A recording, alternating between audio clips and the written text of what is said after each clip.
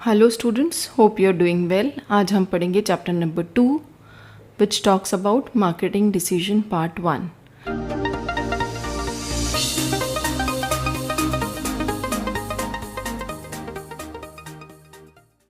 इसमें सबसे पहला टॉपिक है मार्केटिंग मिक्स। नाउ स्टूडेंट ध्यान रखना है, marketing mix is all about 4P variables. ये डेफिनेशन में हमें दिख रहा है, ये 4Ps है, 4Ps variables. So marketing mix is all about 4P variables, that is product, price, place, promotion. Mix means combination, mix means variables का combination।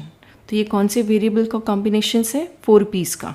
चलो देखते हैं। In the words of E. Jerome McCarthy, the basis of marketing operations is the coordination of 4 key variables. Now student, marketing operations means functions. तो marketing is the function of what?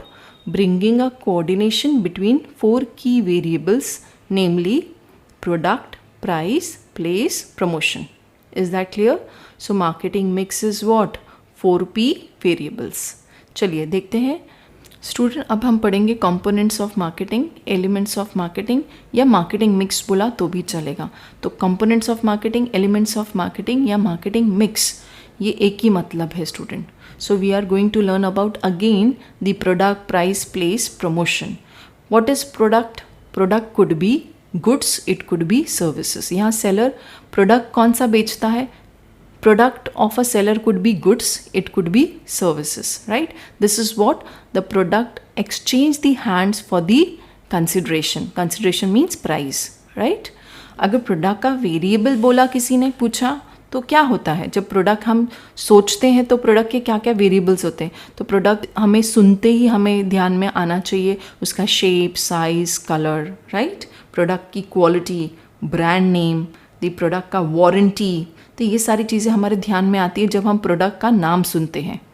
Is that clear? तो these are the variables of the product, that is quality, shape, size, colour, the brand name etcetera are the variables. Next चलते हैं price. Price मतलब exchange value.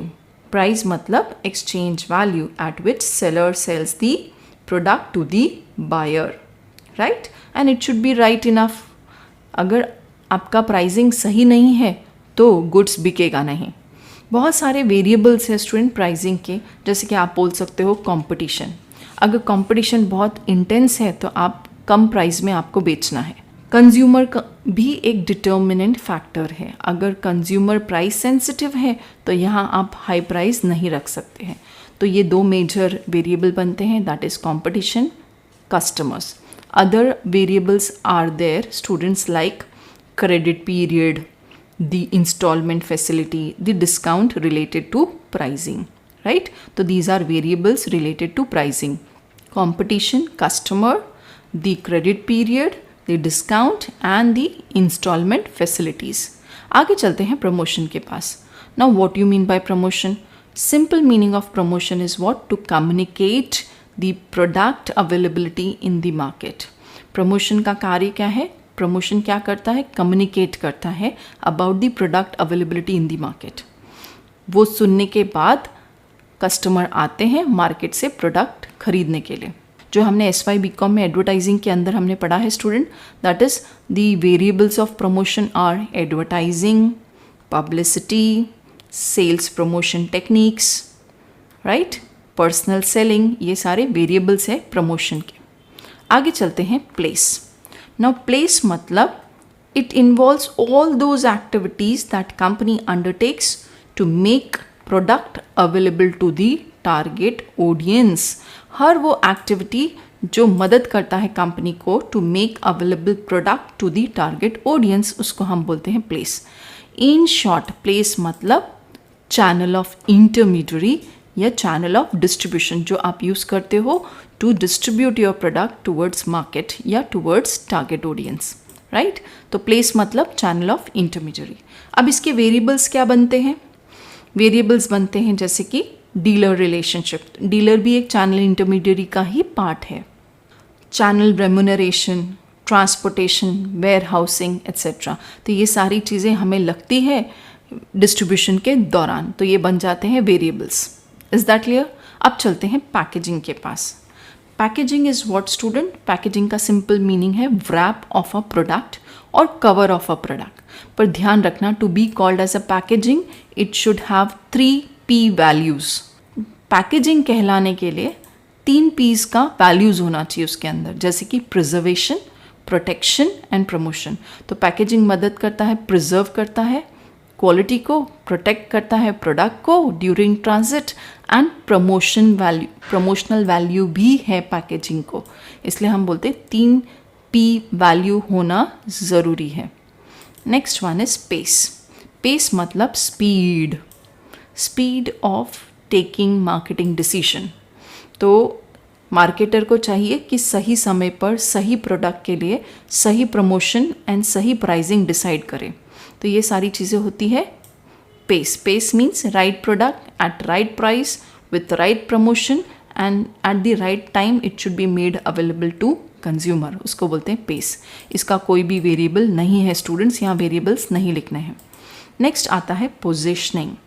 Positioning student ये बहुत important आगे चलकर topic भी है और यहाँ पर एक छोटा पार्ट भी है। तो ये पोजीशनिंग यहाँ पढ़ लेंगे तो वहाँ पर भी मीनिंग हमारा हो जाएगा। Positioning means creating and maintaining a distinct image of a brand in the minds of target audience, उसको बोलते पोजिशनिंग। अब जैसे मैं भी साबुन बेच रहा हूँ, सामने वाला भी साबुन बेच रहा है, ऐसे मार्केट में थाउजेंड्स ऑफ सेलर है, थाउजेंड्स ऑफ मार्केटर है टू सेल दी सोप। अब मेरा सोप कैसे दूसरे सोप से डिफ़र करता है, इसको बोलते हैं पोजीशनिंग। मतलब मुझे एक डिस्टिंक्ट इमेज देना है प्रोडक्ट का इन the minds of target audience, कि मेरा प्रोडक्ट अलग है कॉम्पिटिटर के प्रोडक्ट से कैसे। अब पोजीशनिंग मैं दे सकती हूँ ऑन दी वेरियस बेसिस या with the help of various basis, like positioning by feature, positioning by use, positioning by product benefits, positioning by user category. तो ये पोजिशनिंग की स्ट्रैटेजीज़ होती है जिसकी मदद से आप अपने प्रोडक्ट को पोजीशन कर सकते हो। अब चलते हैं सर्विसेज के पास। जो सर्विसेज को एक्स्ट्रा पीज एप्लीकेबल है उनके पास चलते हैं। स्टूडेंट याद रखना, सर्विसेज को ये 7 प्लस ये 4, तो टोटल 11 पीज एप्लीकेबल है सर्विसेज को। अभी सर्विसेज सुनते ही, services is something which is intangible. Service is what? Intangible in nature. तो सर्विसेज कोई एक्स्ट्रा है, एक्स्ट्रा पीस है। पहला है पीपल। पीपल मतलब सर्विस प्रोवाइडर, जो सर्विस को देता है। It could be the owner, it could be the employees to the owner. जैसे कि हम सलून में जाते हैं तो या तो ओनर हमारा बाल काटता है या तो एम्प्लॉयज़ ऑफ द ओनर हमारा बाल काटता है, बराबर। तो उसको हम बोलते पीपल। पीपल मीन्स जो सर्विस को डिलीवर करता है, उसको हम बोलते पीपल। नेक्स्ट है, जब सर्विस हम सोचते हैं सर्विस से एक्स्ट्रा पी अवेलेबल है, that is physical evidence.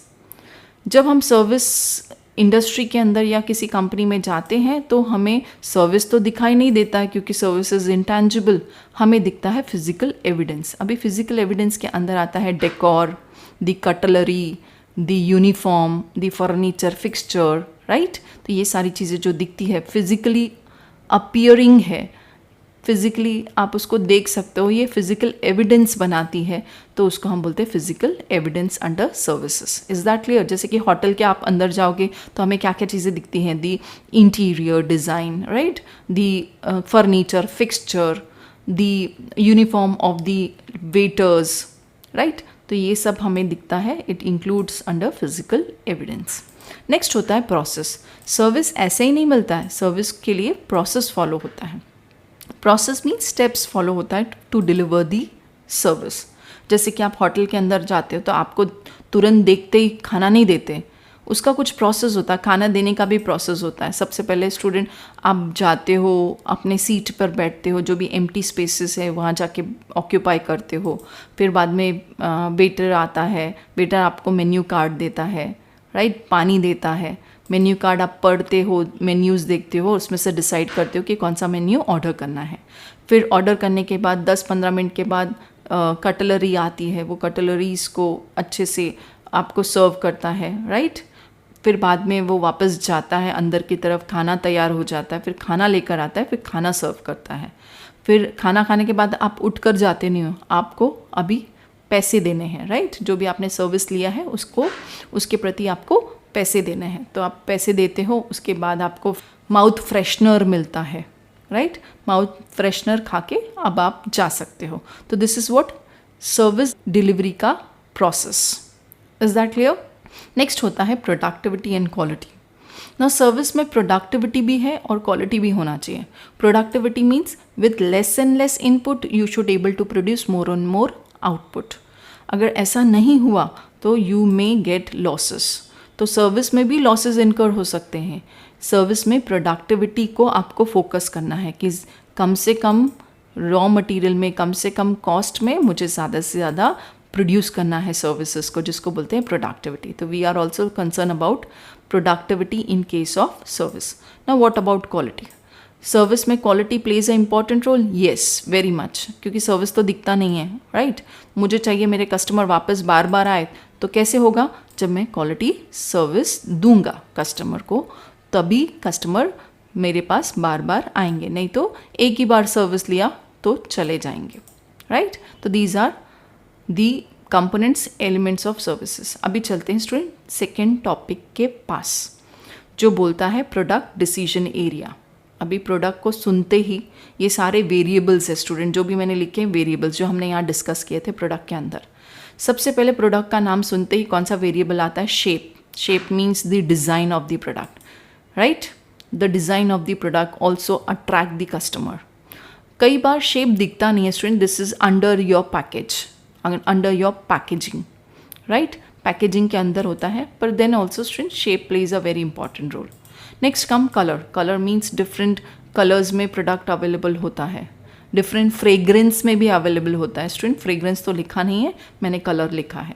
Next है प्रोडक्ट का packaging also plays a very important role. जब भी प्रोडक्ट हम देखते हो तो सबसे पहले हमें क्या दिखता है? बाहर का कवर, ठीक है? अभी कवर कैसा होना चाहिए? प्रोटेक्शन, प्रिजर्वेशन एंड प्रमोशन, जो हमने यहाँ डिस्कस कर लिया है पैकेजिंग के अंदर यहाँ पर, राइट? तो यहाँ पर भी आपने सेम लिखना है। Now what you mean bye labelling? Labelling is something different concept student. Labelling मतलब जब प्रोडक्ट को आप घुमाते हो, पीछे की तरफ देखते हो, एक होता है फेस ऑफ द प्रोडक्ट और दूसरा होता है back side of the product. जब back side of the product आप घुमाते हो तो क्या क्या चीज़ें आपको दिखाई देती है? हमें दिखाई देता है the price, the content, product को बनाने के लिए क्या क्या कंटेंट यूज़ हुआ है। जैसे कि प्रोडक्ट कुछ फूड आइटम है तो उसमें फैट्स का वैल्यू कितना है, न्यूट्रिशनल वैल्यू कितना है, राइट? वाटर की मात्रा कितनी है, प्रिजर्वेटिव की मात्रा कितनी है, ये सारी चीज़ें लिखना बहुत आवश्यक है। ये statutory what you can say guideline है, जो ज़रूरी है। If you are a producer need to mention all the statutory information should be given through labelling. तो labelling means the information, statutory information of making of product, right? तो ये सब चीज़ें labelling का पार्ट है और लेबलिंग बहुत important है। Next comes the pricing. अभी प्राइस मीन्स एक्सचेंज वैल्यू, हमने पहले भी डिस्कस कर लिया है। Price is the exchange value at which seller sell the buyer purchase, right? अब प्राइस बहुत सेंसिटिव इशू है। प्राइस आप ज़्यादा कम ऐसे ही नहीं कर सकते हो। There are various factor responsible. Pricing के लिए सबसे पहला फैक्टर रिस्पॉन्सिबल है द इंटरनल फैक्टर, मतलब जैसे कि कॉस्ट कितना इनकर हुआ, राइट? कॉस्ट कितना इनकर हुआ, that is variable, and fixed cost कितना इनकर हुआ। या मैनेजमेंट की फ़िलॉसफी क्या है, मैनेजमेंट का बिलीव क्या है कि कम प्राइस में देना चाहिए कि ज़्यादा प्राइस में देना चाहिए, क्वालिटी क्या है, ये सब इंटरनल फैक्टर है, राइट? एक्सटर्नल फैक्टर भी बहुत सारे रिस्पॉन्सिबल फैक्टर है to decide about your pricing. Competition intense है तो ज़्यादा प्राइस आप नहीं रख सकते हो। इकोनॉमिक कंडीशन अगर ख़राब चल रही है, रिसेशन चल रहा है, तो आप प्राइस ज़्यादा नहीं रख सकते हो। तो प्राइसिंग के भी बहुत सारे वेरिएबल्स है या अफेक्टिंग फैक्टर्स हैं। Is that clear? आगे चलेंगे positioning. Positioning means creating and maintaining a distinct image of a product in the minds of target audience, right? तो आपको आपके प्रोडक्ट को पोजीशन करना means you have to give a different image to your product. How you can give? By like मैं कुछ unique feature बताऊंगी उसका, या प्राइसिंग से भी मैं पोजीशनिंग कर सकती हूँ, क्लेम कर सकती हूँ कि जो मेरा प्रोडक्ट है सबसे लो प्राइस में है। कोई भी कॉम्पिटिटर इस प्राइस में नहीं देगा, मेरा प्रोडक्ट सबसे कम प्राइस में। तो price could be the positioning strategy, the use could be positioning strategy. मेरा जो प्रोडक्ट का यूज़ है बहुत सिंपल टू यूज़ है, वेरी इजी टू यूज़ है, तो वो भी आपका एक डिस्टिंक्ट फीचर बन सकता है, पोजिशनिंग का स्ट्रैटेजी बन सकता है। Is that clear? आगे चलते हैं, प्रोडक्ट प्रमोशन। प्रोडक्ट को प्रमोशन करना भी बहुत ज़रूरी है, ये भी वेरिएबल है प्रोडक्ट का। Promotion means student is to communicate about the availability of the product in the market, right.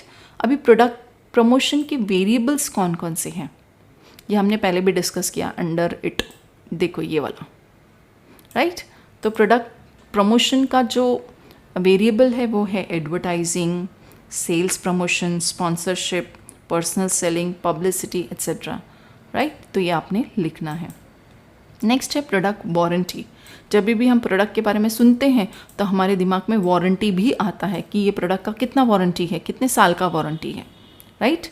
5 साल का है, 1 साल का है। स्पेसिफिकली जब हम इलेक्ट्रॉनिक प्रोडक्ट खरीदते हैं ना, we are keen to know about कि वारंटी कितने साल की है, राइट। तो वारंटी इज़ व्हाट, कि उस पीरियड में आपको सर्विस फ्री मिलेगा, राइट। अभी रिप्लेसमेंट वाला कंसेप्ट हट गया है, जिसको हम पहले गारंटी बोलते थे, अब वो हट चुका है। It is now replaced with the word warranty, guarantee is replaced with the word warranty, right. आगे चलते हैं, ब्रांडिंग। ये भी चीज़ें हैं associated with the product. Product को एक नाम दिया जाता है जिसको हम बोलते हैं branding. Branding means a name of a product. तो ये अगेन ये आइडेंटिफाई करने के लिए मदद करता है। सब लोग साबुन तो बेच रहे हैं, पर मेरे साबुन का नाम है लक्स, दूसरे का साबुन का नाम है लाइफ बॉय। तो मेरे साबुन का नाम है Lux, Lux is what, branding, brand name. Is that clear? आगे चलते हैं, after sale service. After sale service means selling के बाद भी सर्विस शुरू रहते हैं, जैसे कि in the form of like customer relationship management, in the form of feedback या survey, right, in the form of warranty, guarantee. तो इस फॉर्म में आफ्टर सेल सर्विस जिंदा रहता है और चलता ही रहता है, जिसको हम बोलते हैं after sale service. Next one is product distribution. ये भी इंपॉर्टेंट कंसेप्ट है। प्रोडक्ट डिस्ट्रीब्यूशन बोलो या प्लेस बोलो, one and same. Distribution means place, place means the distribution channel you are using to make your product available towards the consumer or in market, right? तो ये distribution channel भी बहुत important role play करता है to make your product available. Next होता है product का quality। जब भी हम product के बारे में सुनते हैं तो quality भी हमारे मन में आता है कि product का quality कैसा है। Quality means what? It satisfy the customer's requirement, or you can say your product meets with the perceived notion about the product in the minds of target audience. आपका जो प्रोडक्ट है वो customer के perceived notion से mail खाता है, मिलता है, उसको हम बोलते हैं quality. Quality is what satisfying the agreed customers requirement, right. इतना पावरफुल होता है क्वालिटी जो कस्टमर को सैटिस्फाई कर सके। अगर क्वालिटी प्रोडक्ट है तो कस्टमर बार बार आएगा और रिपीट परचेस करेगा। क्वालिटी नहीं है तो रिपीट परचेस नहीं होगा। आगे चलते student, next topic name is product life cycle, its concept and stages. Product life cycle मतलब जैसे कि ह्यूमन को लाइफ साइकिल है, ह्यूमन लाइफ साइकिल, वैसे स्टूडेंट प्रोडक्ट को भी लाइफ साइकिल है। सबसे पहले product life cycle, product development stage. Product development stage is the first step और stage under product life cycle. ना प्रोडक्ट डेवलप हो रहा है कहाँ पर, R&D डिपार्टमेंट में, या प्रोडक्ट के बारे में रिसर्च हो रहा है जिसको हम बोलते हैं मार्केटिंग रिसर्च। मार्केटिंग रिसर्च मदद करता है to find out taste and preference, likes and dislikes of the consumer. तो ये प्रोडक्ट के बारे में रिसर्च हो रहा है या प्रोडक्ट डेवलप हो रहा है अंडर R&D डिपार्टमेंट, उसको हम बोलते हैं प्रोडक्ट डेवलपमेंट स्टेज। ध्यान रखना है, प्रोडक्ट डेवलपमेंट स्टेज ये पहला स्टेज है। दूसरा स्टेज है इंट्रोडक्शन स्टेज। इंट्रोडक्शन स्टेज मतलब प्रोडक्ट बन चुका है, अब मार्केट में इंट्रोड्यूस हो रहा है। Introduce means introducing the product या making the product available in the market, उसको बोलते हैं इंट्रोडक्शन स्टेज। ये पहली बार मार्केट में आपका प्रोडक्ट उतर रहा है तो उसको बोलते हैं इंट्रोडक्शन स्टेज। ये स्टेज में स्टूडेंट अगेन सेल्स मोर और लेस मॉडरेट रहता है, ज़्यादा नहीं होता है, बहुत लिमिटेड होता है क्योंकि लोगों को पता नहीं है। यहाँ पर प्रॉफिट्स भी कम होते हैं, प्रमोशन एक्सपेंडिचर बहुत ज़्यादा होता है क्योंकि आपको प्रमोशन करना है, तभी तो लोगों को पता चलेगा कि आपका प्रोडक्ट मार्केट में आ गया है। प्राइसिंग तो जनरली लो प्राइस में इंट्रोड्यूस किया जाता है, राइट। अगर पहले ही तुमने बहुत हाई प्राइस रखा है तो शायद आपके प्रोडक्ट कंज्यूमर ना खरीदे। Next stage is growth stage. अभी ग्रोथ नाम ही बता रहा है, पॉजिटिव साइन है। ग्रोथ स्टेज मतलब प्रोडक्ट का डिमांड बढ़ रहा है, प्रोडक्ट का प्रॉफिट्स बढ़ रहा है, प्रोडक्ट का मार्केट शेयर बढ़ रहा है। तो ये बहुत पॉजिटिव स्टेज है जहाँ पर प्रॉफिट्स बढ़ रहा है, मार्केट शेयर बढ़ रहा है, राइट। एंड तुम्हारा बहुत सारा स्टूडेंट हो सकता है कि कंपनी और भी प्रोडक्ट इंट्रोड्यूस करे under same line of product. एक लाइन है जैसे कि Amul deals with dairy product, तो अमूल ने दूध पहले बेचना शुरू किया, उसके बाद दूध अच्छा चल रहा है, फिर उसने बटर मिल्क इंट्रोड्यूस किया, फिर श्रीखंड इंट्रोड्यूस किया, तो धीरे धीरे वो अपना प्रोडक्ट बढ़ा रहा है अंडर सेम प्रोडक्ट लाइन, ठीक है। तो that is under growth stage. Next होता है मैच्योरिटी स्टेज। अब मैच्योरिटी स्टेज मीन्स मैच्योर हो गया, means well known in the market है आपका प्रोडक्ट। अब ये स्टेज ना स्टूडेंट थोड़ा सा ऐसा है कि यहाँ पर आपका मार्केट फुल ऑफ कॉम्पिटिटर हो गया है। अभी आपका product is like sales stagnant position में पहुँच जाता है, मतलब आपका सेल्स बढ़ेगा नहीं, अब इसके बाद कम होना शुरू होगा क्योंकि market is full of competitor with the improved product. और हो सकता है कि आपके कंपैरिजन में उनका प्राइस भी कम है, तो इसलिए सारे जो मेरे कस्टमर्स हैं हो सकता है कॉम्पिटिटर के पास चले जाएं, तो मेरा सेल्स स्टैग्नेंट हो जाता है, प्रॉफिट डिक्लाइन होना शुरू हो जाता है, प्रॉफिट कम होना शुरू हो जाता है और मार्केट शेयर भी डिक्लाइन होना शुरू हो जाता है। यहाँ मैंने ग्रीन में लिखा है रिटेंटिव एडवर्टाइजिंग। यहाँ पर जो भी एडवर्टाइजिंग होता है रिटेंशन के लिए होता है, रोकने के लिए होता है, मीन्स कस्टमर रुक जाए, तो इसलिए हम बोलते हैं retentive advertising. Next one is declining stage. अभी ये स्टेज बहुत नेगेटिव स्टेज है, negative in case of product life cycle. अभी ये स्टेज में क्या है, एक तो market is full of competitor, वो भी इम्प्रूव्ड प्रोडक्ट, इम्प्रूव्ड वर्जन दे रहे हैं, प्राइस भी उनका कम है, तो अभी मेरे लिए तो ये नेगेटिव साइन है। अभी मेरा सेल्स पूरा डिक्लाइन, प्रॉफिट पूरा डिक्लाइन। हो सकता है कि जो प्रोडक्ट है जिसमें मुझे लॉसेस इनकर हो रहे हैं उसको मुझे विड्रॉ करना पड़े, तो विड्रॉवल्स भी होते हैं ये स्टेज में। और यहाँ पर प्रमोशन एक्सपेंडिचर नहीं किया जाता है या कम कर दिया जाता है क्योंकि यहाँ पर advertising do not plays a significant role. ध्यान रखना है, एडवर्टाइजिंग एक्सपेंडिचर आप बढ़ाओगे नहीं, कम कर दोगे या नहीं करोगे, क्योंकि अभी ये स्टेज डिक्लाइनिंग स्टेज है, अभी आपको मार्केट से निकलना है, राइट। तो ये स्टेज हमारे कंप्लीट हो जाते हैं। आगे चलेंगे स्टूडेंट इज़ व्हाट, ब्रांडिंग के पास। Next topic name is branding. Now student what is branding? As we have already discussed, branding is what, a name of a product, identification of the product, right. जैसे हमारे पास हमारा अपना नाम है, right, हमारे भाई बहनों के अपने अपने नाम है, वैसे स्टूडेंट प्रोडक्ट के भी अपने अपने नाम हैं। तो प्रोडक्ट का नाम उसको आइडेंटिटी देता है।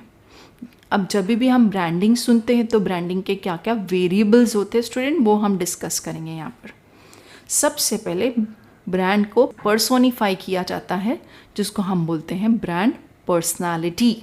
तो ब्रांड भी एक पर्सनालिटी है, ब्रांड को भी एक पर्सन के रूप में देखा जाता है। जैसे कि स्टूडेंट एक एग्जांपल मैं आपको देती हूँ, ताज होटल में फीमेल दिखाई गई है जो रिप्रेजेंट करती है और hospitality, quality hospitality towards upper class people, right. तो उसको पर्सोनिफाई किया with the help of a female, right. एक और एक आप ले सकते हो, अमूल में एनिमेटेड कैरेक्टर बनाया गया है एक गर्ल चाइल्ड का जो रिप्रेजेंट करती है sweet, intelligent and energetic girl को, उसको बोलते हैं brand. Brand is also consider as a person. Next one is brand association. Now brand association means आप किससे एसोसिएट करते हो ब्रांड को। जैसे कि नाम सुनते ही Lux, Lux is associated with film star soap, right, it's a film star soap. Nike, Puma को सुनते ही हमें लगता है yes it is for sports category, right. तो आप ब्रांड को किस चीज़ से एसोसिएट करते हो. Next one is what, brand benefits. Brand benefits मतलब स्टूडेंट, आप एक कार लेते हो तो कार के अंदर आप क्या क्या बेनिफिट्स चाहते हो, जैसे कि गुड इंटीरियर होना चाहिए, सिटिंग अरेंजमेंट अच्छा होना चाहिए, अच्छा इंजन होना चाहिए, माइलेज अच्छा होना चाहिए, so that it gives you psychological pleasure या जॉय ऑफ ड्राइविंग. तो this is what benefits you expect from any brand. Next one is logo. हर ब्रांड को एक लोगो होता है. Logo means sign, symbol, emblem of a brand. Logo design किया जाता है, बाकायदा कंपनी इसको आउटसोर्स करती है to come out with a logo. जैसे कि स्टूडेंट मैं आपको बोलती हूँ मर्सिडीज़, तो मर्सिडीज़ का लोगो क्या है, एक स्टार है जो सर्कल के अंदर है.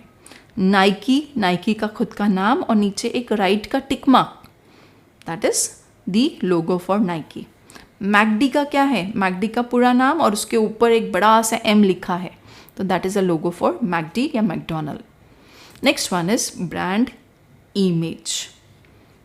ब्रांड इमेज मतलब स्टूडेंट इज व्हाट, इमेज मतलब क्या होता है, the perception of the brands in the minds of target audience. मतलब एक क्या परसेप्शन बनाया है कस्टमर ने अबाउट द ब्रांड, उसको हम बोलते हैं ब्रांड इमेज. और हर कोई चाहता है कि पॉजिटिव ब्रांड इमेज बने, नेगेटिव ना हो, राइट. जैसे कि हार्ले डेविडसन एक ड्रीम बाइक है स्टूडेंट, एक बहुत रफ एंड टफ बाइक है हार्ले डेविडसन की बाइक. हर मिडिल क्लास को चाहिए कि मेरे पास वो बाइक होनी चाहिए. स्टूडेंट ये बहुत कॉस्टली बाइक होती है, राइट. तो उसका इमेज सब ने बहुत ग्रैंड इमेज बना के रखा अपने दिमाग में. सब ने, जो भी बॉयज़ जो रहते हैं मिडिल क्लास बॉयज़, वो चाहते हैं कि वो ड्रीम बाइक हमें मिले. तो उसका image is something like beyond imagination, right. तो उसको हम बोलते हैं image. Next one is brand equity. This is also very important concept student. आगे चल के फुल फ्लेज टॉपिक है और एग्जाम के पॉइंट ऑफ व्यू से बहुत इंपॉर्टेंट है ये वाला, right. Brand equity is what, incremental value of a brand over the value of the it's physical asset. Brand का जो भाव है या वैल्यू है ये बहुत या कई ज़्यादा है over the value of physical asset. याद रखना फिजिकल एसेट जो होता है वो डेप्रिशिएट होता है, बट जो ब्रांड होता है, ब्रांड इमेज, ब्रांड लॉयल्टी, ये हमेशा बढ़ता जाता है, राइट. अगर आप बहुत सुंदर या अच्छा क्वालिटी ब्रांड दे रहे हो एट रीजनेबल प्राइस, तो ब्रांड का वैल्यू बढ़ता जाता है. इन शॉर्ट जिसको आप अकाउंटिंग लैंग्वेज में गुडविल बोलते हो, तो गुडविल हमेशा एप्रिशिएट होता है, वेयर एज तुम्हारा एसेट डेप्रिशिएट होता है. तो कभी भी कंपनी, जो बिग कंपनी है, जब भी बिकती है तो उसको गुडविल का भाव बहुत ज़्यादा मिलता है, राइट. तो उसको, उस कंडीशन को हम बोलते हैं brand equity. Brand equity is what, it is nothing to do with equity shares, but equity means the incremental value of a brand over the value of its physical asset. Next come brand packaging. हमने पढ़ लिया है student इधर components के अंदर. Packaging means wrap और cover of the product. wrap and cover of the product. इसको 3 P values होने चाहिए. 3 P वैल्यूज़ होने चाहिए, प्रिजर्वेशन, प्रोटेक्शन एंड प्रमोशन. आगे चलेंगे student. Next topic deals with brand equity. Again हमें यहाँ पर वापस देखेंगे ब्रांड इक्विटी को.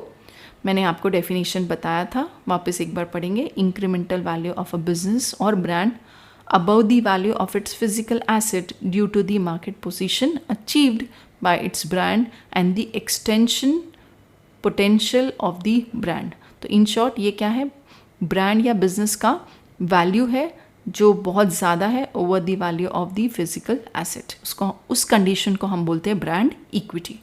अब ब्रांड इक्विटी को क्या क्या चीज़ें कंट्रीब्यूट या अफेक्ट करती है, बहुत सारे जो पॉइंट्स है वो हमने यहाँ से लेने हैं ब्रांडिंग के अंदर से. ब्रांडिंग का जो ब्रांड पर्सनालिटी है, एसोसिएशन, बेनिफिट्स, लोगो, इमेज, इक्विटी, पैकेजिंग, ये यहाँ से लेना है. और 2 एक्स्ट्रा पॉइंट यहाँ लिखे हैं student, that is brand awareness and brand loyalty. Is that clear? तो ये 2 पॉइंट एक्स्ट्रा है, बाकी सारे पॉइंट्स आपने वहीं से लेने हैं। इसलिए स्टूडेंट मैंने यहाँ लिखा है same as branding components. Now what you mean by brand loyalty? Brand loyalty means repeat purchase. तो repeat purchase of the same brand known as brand loyalty. What you mean by brand awareness? Brand awareness means the recall recognition of the product. जितना ज़्यादा consumer इसे recollect, recall और recognise कर सके, उतना ही हम बोलेंगे उतना ही अवेयरनेस फैला है, right? So it is all about recall recognition and the recall recognition of the product, right? आगे चलेंगे पैकेजिंग। पैकेजिंग अगेन ये हमने पढ़ लिया है, अभी ये फुल फ्लेज टॉपिक करके यहाँ आया है। पैकेजिंग मीन्स रैप और कवर ऑफ द प्रोडक्ट। इसमें 3 P वैल्यूज़ होने चाहिए, protection, preservation and promotional value होना चाहिए। इसेंशियल ऑफ अ पैकेजिंग क्या क्या होता है, पैकेजिंग कैसे होना चाहिए? A good package should be what? It should B suitable to the product, it should be attractive, it should facilitate customization, जैसा कस्टमर बोले वैसा पैकेजिंग आप प्रोवाइड कर सको, पैकेजिंग ऐसा होना चाहिए, राइट? कन्वीनियंस प्रोवाइड करना चाहिए, ड्यूरेबल होना चाहिए, आइडेंटिफिकेशन के लिए मदद करना चाहिए प्रोडक्ट को, इकोनॉमिकल होना चाहिए। इकोनॉमिकल मतलब cost of producing packaging should not be more than the cost of coming out with the product. जो प्रोडक्ट का cost should be always more than the value of the packaging. Packaging हमेशा कम cost का होना चाहिए और product का cost ज़्यादा होना चाहिए। रीयूज़ वैल्यू, पैकेजिंग ऐसा होना चाहिए जिसको रीयूज़ वैल्यू होना चाहिए। जैसे कि कोई कंटेनर है, आप उसको वापस यूज़ कर सकते हो, खाली होने के बाद आप उसको वापस रीयूज़ कर सकते हो। हैंडीनेस देना चाहिए, पैकेजिंग ऐसा होना चाहिए, हैंडी होना चाहिए, आसानी से आप एक जगह से दूसरी जगह लेके जा सकते हो। Match with the product, now it should match with the product, जैसा प्रोडक्ट वैसा पैकेजिंग होना चाहिए। नेक्स्ट है प्रोडक्ट पोजिशनिंग। स्टूडेंट ये भी हमने पढ़ लिया है, ये भी यहाँ पर फुल फ्लेज टॉपिक बनकर आया है, ये इम्पॉर्टेंट टॉपिक है।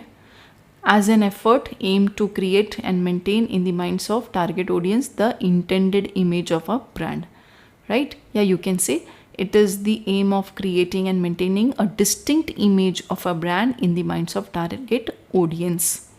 तो टारगेट ऑडियंस के दिमाग में एक अलग इमेज बनाना है, एक अलग पोजीशन देना है अपने प्रोडक्ट का।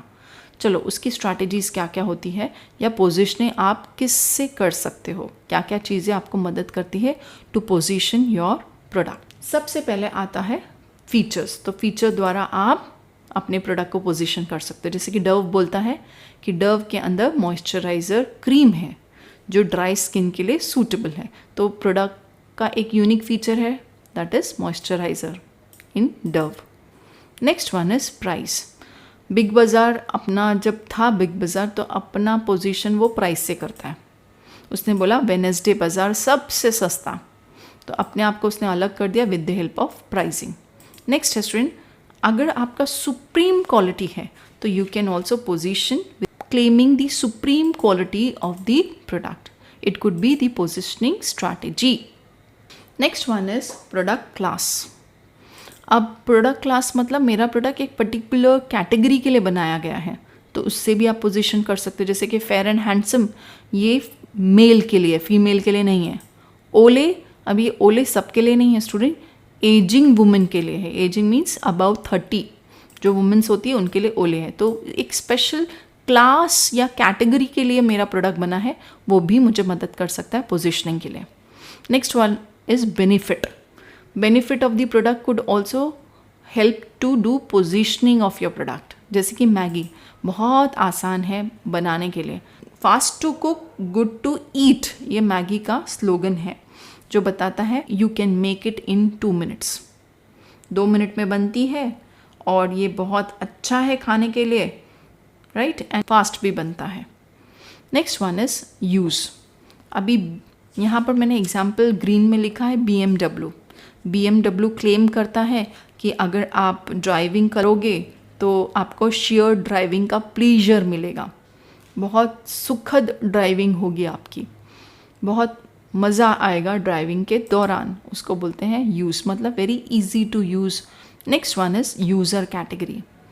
कुछ प्रोडक्ट अपने आप को स्टूडेंट यूज़र कैटेगरीज की बेसिस से अलग करते हैं, जैसे कि Lux is a star soap. दूसरे सोप साधारण व्यक्ति के लिए होगा, पर लक्स ये एक पर्टिकुलर कैटेगरी के लिए है जिसको हम बोलते हैं स्टार कैटेगरी। तो स्टार लोगों के लिए बनाया गया है ये सोप, जिसको बोलते हैं lux. Next one is by corporate image. कुछ पोजीशन करते हैं with the help of company name, जैसे कि हर प्रोडक्ट, जो सोनी का प्रोडक्ट है, सबका नाम सोनी से ही शुरू होता है। क्यों? क्योंकि कंपनी को इमेज मिला है। तो कॉरपोरेट इमेज, वो इमेज मुझे भी, मेरे ब्रांड को भी मिले, इसलिए मैं कंपनी का ही नाम रखूँगी, कुछ नया नाम नहीं रखूँगी, राइट। जैसे कि टाटा के भी मैक्सिमम प्रोडक्ट टाटा के नाम से ही शुरू होते हैं। फिलिप्स के मैक्सिमम प्रोडक्ट या फिलिप्स के जितने भी इलेक्ट्रॉनिक प्रोडक्ट है सब फिलिप्स नाम से ही शुरू होते हैं। सोनी का भी सेम है स्टूडेंट। सोनी का नाम, जो उसके जो प्रोडक्ट्स हैं उनका नाम अलग नहीं है, सोनी के नाम से ही जुड़ा हुआ है, तो उसको बोलते हैं कॉरपोरेट इमेज। आगे चलेंगे स्टूडेंट। Service positioning. अभी हमें सर्विस को पोजीशन करना है। मीनिंग सेम रहेगा स्टूडेंट, मैंने ग्रीन में लिख रखा है कि it is same as product positioning. Meaning यहाँ पर जो लिखा है सेम आपको वही लिखना है। As an effort aim at creating and maintaining in the minds of target audience the intended image of the brand related to the other brand. Next है स्टूडेंट एग्जाम्पल लेना है। एक कोई सर्विस सेक्टर का आप एग्जाम्पल यहाँ ले सकते हैं। मैंने यहाँ लिखा है डोमिनोज। अभी डोमिनोज ने अपने सर्विस को कैसे अलग कर दिया है या अलग बताया है with the help of service standard, like कि हम डिलीवरी देंगे 30 मिनट के अंदर और बाकी पिज़्ज़ा 30 मिनट के अंदर नहीं आते, हमारा पिज़्ज़ा 30 मिनट के अंदर आ जाएगा, नहीं तो फ्री, राइट। तो उसने अपने पिज़्ज़ा को सर्विस स्टैंडर्ड या सर्विस की मदद से पोजीशन किया। नेक्स्ट वन, अब उसके पैरामीटर्स क्या क्या है स्टूडेंट, मतलब पोजीशनिंग, सर्विस पोजीशनिंग के पैरामीटर्स क्या क्या है वो हमने लिखा है स्टूडेंट। सर्विस पोजीशनिंग के लिए मदद करता है रिलायबिलिटी। आप रिलायबिलिटी से भी अपने आप को पोजीशन कर सकते हैं। रिलायबल मीन्स जैसे कि ऑलवेज ऑन टाइम। सेफ्टी, मतलब हमारा सर्विस बहुत सेफ है, सिक्योर्ड है। परफॉर्मेंस, हमारा परफॉर्मेंस एट पार या सर्विस स्टैंडर्ड से मीट करता है, तो हमारा परफॉर्मेंस एट पार। स्टेटस, हमारा जो प्रोडक्ट है वो स्टेटस, एक हाई स्टेटस वाले लोगों के लिए बनाया है और वो हाई स्टेटस वाले उसे यूज़ करते हैं। सर्विस को आप पोजीशन कर सकते हो with the help of special features, right. जैसे कि हमारा जो एयरलाइन सर्विसेज है ये सारे डेस्टिनेशन में आपको डायरेक्ट पहुंचाएगा। क्वालिटी, तो आप सर्विस को पोजीशन कर सकते हो with the help of quality also, with the help of value to money and with the help of like legacy. ये 100 साल की लेगेसी है to provide quality product. Gratitude, मतलब हमारे जितने भी कस्टमर हैं उन्हें हम नाम से आइडेंटिफाई करते हैं, उनका नाम का हमने डेटाबेस बना रखा है। हम हर कस्टमर को ईजीली या 1-to-1 सर्विस देते हैं। And other factor also like cultural, lifestyle, benefit, ये आप अदर में लिख सकते हो यहाँ पर लास्ट में। तो ये भी चीज़ें मदद करती है टू पोजीशन योर प्रोडक्ट। जैसे कि कल्चरल सिंबल है, हमारा जो सर्विस है वो कल्चरल सिंबल है, राइट। तो ये आप लिख सकते हो। Next one is pricing. अब ये इंडिविजुअल अपने को देखना है व्हाट इज़ प्राइसिंग। प्राइसिंग एक बड़ा टॉपिक बनता है यहाँ पर।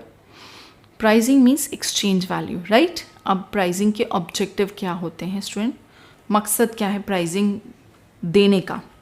मकसद हो सकता है सर्वाइवल, मकसद हो सकता है टू अर्न प्रॉफिट, मकसद हो सकता है प्राइसिंग का to have like more sales, to face competition, to have distinct image और for early recovery of cost या cash. Next one is market barrier, जो होते हैं वो मार्केट बैरियर नहीं बनना चाहिए मेरा प्राइस। मेरा प्राइस कॉम्पिटिटिव प्राइस होना चाहिए so that I can enter the market without any barrier. Pricing का ऑब्जेक्टिव हो सकता है कस्टमर सेटिस्फैक्शन। प्राइसिंग का ऑब्जेक्टिव हो सकता है सोशल रिस्पॉन्सिबिलिटी। कई लोग स्टूडेंट जैसे कि क्लेम करते हैं कि हमारा जो प्राइस है ऐसा बनाया गया है कि इसका जो 1 रुपये होगा वो हम गर्ल चाइल्ड के एजुकेशन की तरफ देंगे। तो जैसे हम बोलते हैं ना स्टूडेंट, सोशल रिस्पॉन्सिबिलिटी वाले प्राइज़ भी होते हैं, मतलब with the aim, with the objective to do social responsibility, इस तरीके से प्राइज़ बनाया जाता है। नेक्स्ट वन इज़ प्राइजिंग के स्ट्रैटेजीज़ क्या क्या है। स्ट्रैटेजीज़ मतलब कई तरीके हैं प्राइजिंग बनाने के, राइट। तो ये सारे स्ट्रैटेजीज़ है स्टूडेंट जो मदद करते हैं प्राइस बनाने के लिए या प्राइस डिसाइड करने के लिए। तो सबसे पहला प्राइसिंग का स्ट्रैटेजी है स्किमिंग। स्टूडेंट मैंने ग्रीन से उसका एक्सप्लेनेशन बहुत शॉर्ट में लिख के रखा है। स्किमिंग मतलब कि हाई प्राइस या प्रीमियम प्राइस चार्ज करना at the entry level. Entry level पर जब हाई या प्रीमियम प्राइस आप रखते हो तो उसको हम स्किमिंग बोलते हैं। पेनिट्रेशन मतलब इंट्रोडक्शन स्टेज में आप कम प्राइजेस चार्ज करते हो, उसको बोलते हैं पेनिट्रेशन। तीसरा हो सकता है स्टैंडर्ड प्राइसिंग। स्टैंडर्ड प्राइसिंग मतलब भले ही वो मार्केट अर्बन है या रूरल है, दोनों में आपने सेम प्राइजेस रखा है। एग्जाम्पल, कार कंपनी ने विरार के लिए भी सेम प्राइस रखा है कार का, और अंधेरी कस्टमर के लिए भी, बैंड्रा के कस्टमर के लिए भी सेम प्राइस रखा है। उसको बोलते हैं स्टैंडर्ड प्राइसिंग, मतलब everywhere in all the market same price strategy are followed, उसको बोलते हैं स्टैंडर्ड प्राइसिंग। नेक्स्ट होता है प्रोब प्राइसिंग। ये भी स्ट्रैटेजी है स्टूडेंट, प्रोब प्राइसिंग। ना स्टूडेंट जनरली प्रोब प्राइसिंग में मैंने यहाँ लिखा है हाई करके। जब भी हम प्रोडक्ट को इंट्रोड्यूस करते हैं हाई प्राइस में इंट्रोड्यूस करते हैं, just to probe the reaction of the buyer towards the price. ये प्रोब करना किस चीज़ को प्रोब करता है? कस्टमर रिएक्शन को प्रोब करता है कि अगर कस्टमर पॉजिटिव रिएक्ट करेगा तो प्राइस एज इट इज़ ही रहेगा, नेगेटिवली प्रोब कर रहा है कस्टमर रिएक्शन को तो धीरे धीरे आगे चलकर प्राइस को मुझे कम करना पड़ेगा क्योंकि कस्टमर नेगेटिव रिएक्ट कर रहे हैं। ठीक है। Next one is, fifth point is differential trade margin. Now differential trade margin मतलब स्टूडेंट अलग अलग टाइम पर अलग अलग चीज़ों की वजह से प्राइस मेरा अलग हो रहा है। जैसे कि स्टूडेंट मैंने ज़्यादा क्वांटिटी में ख़रीदा तो मुझे प्राइस कम पड़ा क्योंकि मुझे डिस्काउंट मिला, या सीजनल डिस्काउंट रखा था उस वजह से मुझे प्राइस ऑफ द प्रोडक्ट कम पड़ा, सीजनल डिस्काउंट मिला मुझे, या कैश में मैंने दिया तो मुझे कैश का डिस्काउंट मिला। तो इस वजह से जिसको हम बोलते हैं differential trade margins. Next one is transfer pricing. Transfer pricing means ये ऐसा प्राइस है to curb the problem of और to curb the custom duty taxes. ये प्राइस स्ट्रैटेजी फॉलो होती है जिसको हम बोलते हैं ट्रांसफ़र प्राइसिंग। ये प्राइसिंग स्ट्रैटेजी फॉलो होती है between the parent company and the subsidiary company या बिटवीन सब्सिडियरी कंपनीज। ये क्यों किया जाता है? मेन इंटेंशन होता है कि टैक्सेस, कस्टम ड्यूटीज़ अवॉइड करना, राइट। तो उसको हम बोलते हैं transfer pricing. Next one is trial. Trial मतलब ट्राई कर रहे हैं हम लोग। तो जनरली इंट्रोडक्शन स्टेज में ट्राई किया जाता है विद दी लो प्राइजेस, और जैसे ही डिमांड बढ़ता जाएगा आप अपना प्रोडक्ट का प्राइस बढ़ा सकते हैं, जिसको बोलते हैं trial pricing. Next one is follow the leader. Follow the leader मतलब मार्केट में एक लीडर होता है, बाकी सब फॉलोअर्स होते हैं। लीडर मतलब जो ट्रेंड सेटर होता है, ट्रेंड चेंजर होता है, उसको हम लीडर बोलते हैं। तो लीडर ने जितना प्राइस रखा है उतना प्राइस मैं रखूँगा, या I can keep reverse pricing. Leader ने ज़्यादा रखा है तो मैं अपने प्रोडक्ट का कम भी रख सकता हूँ, ऐसा भी आप फॉलो कर सकते हो। पर again this is what you are referring your leader to decide about your pricing. Next one is predatory pricing. अब नाम है स्टूडेंट प्रीडेटरी, मतलब एक प्रे और दूसरा होता है प्रीडेटर। प्रीडेटर वो होते हैं जो दूसरों का अनड्यू एडवांटेज लेता है, राइट। तो प्रीडेटर क्या एडवांटेज ले रहा है? To kill the competition. वो ऐसा प्राइस बनाकर मार्केट में लाता है कि जो स्मॉल ट्रेडर्स होते हैं, जो स्मॉल मार्केटर्स होते हैं, they find it difficult to survive under such pricing strategy which is charge by the predator और द लीडर। उसको बोलते हैं predatory pricing. So generally predatory pricing किया जाता है to kill the competition in the market. अब चलते हैं लास्ट टॉपिक के पास जो बोलता है फैक्टर इन्फ्लुएंसिंग प्राइसिंग। कौन कौन से फैक्टर्स इन्फ्लुएंस करते हैं स्टूडेंट? ये सारे फैक्टर को हमने डिवाइड कर दिया है दो पार्ट में, इंटरनल एंड एक्सटर्नल। इंटरनल में जो मदद करता है प्राइस फिक्स करने के लिए, दैट इज़ कॉस्ट. तो cost could be including variable and fixed cost. Variable cost are those cost which increase और decrease due to like quantity आप इंक्रीज डिक्रीज करोगे तो ये कॉस्ट भी इंक्रीज डिक्रीज होता है. क्वांटिटी आप बढ़ाओगे कम करोगे तो भी ये फिक्स्ड रहता है, इसको बोलते हैं फिक्स्ड कॉस्ट, राइट. नेक्स्ट होता है कॉरपोरेट इमेज. ये भी एक इन्फ्लुएंसिंग फैक्टर है. अगर कॉरपोरेट इमेज अच्छा है मार्केट में तो हाई प्राइसेस आप चार्ज कर सकते हो, ठीक है. तो ये भी फैक्टर इन्फ्लुएंसिंग है. अगर कॉरपोरेट इमेज है तो आप हाई प्राइसेस या प्रीमियम प्राइसेस क्लेम कर सकते हो. नेक्स्ट है objective of the firm. Objective of the firm is to have more return on investment. तो आपको हाई प्राइसेस चार्ज करना है. मैंने इधर लिख कर रखा है स्टूडेंट ब्रैकेट के अंदर. तो ब्रैकेट के अंदर शॉर्ट फॉर्म में मैंने एक्सप्लेनेशन दिया है. प्रोडक्ट स्टूडेंट खुद प्रोडक्ट भी एक इन्फ्लुएंसिंग फैक्टर हो सकता है. अगर प्रोडक्ट अच्छा क्वालिटी का है, सुपीरियर क्वालिटी का है, तो here you can charge high prices. Next है प्रोडक्ट लाइफ साइकिल. ना प्रोडक्ट कौन से लाइफ साइकिल, कौन से स्टेज से होकर गुजर रहा है. अगर इंट्रोडक्शन स्टेज है तो लो प्राइसेस, ग्रोथ स्टेज है तो हाई प्राइसेस आप चार्ज कर सकते हैं. अदर फैक्टर्स भी है स्टूडेंट, जैसे कि ब्रांड इमेज, क्रेडिट पॉलिसी. अगर क्रेडिट पीरियड बहुत लेंदी है तो आप प्राइस आपको हाई चार्ज करना पड़ेगा, राइट. तो ये अदर फैक्टर है. नेक्स्ट है student external factor to influence your pricing. External factor में आता है कंपटीशन. अगर कंपटीशन ज़्यादा है तो लो प्राइस आपको चार्ज करना पड़ेगा. Consumer also student greater influencing factor to price. अगर कंज्यूमर प्राइस सेंसिटिव है तो लो प्राइस में आपको देना है. Next one is demand. अगर डिमांड ज़्यादा है तो प्राइस भी ज़्यादा आप रख सकते हैं. Is that clear. Economic condition.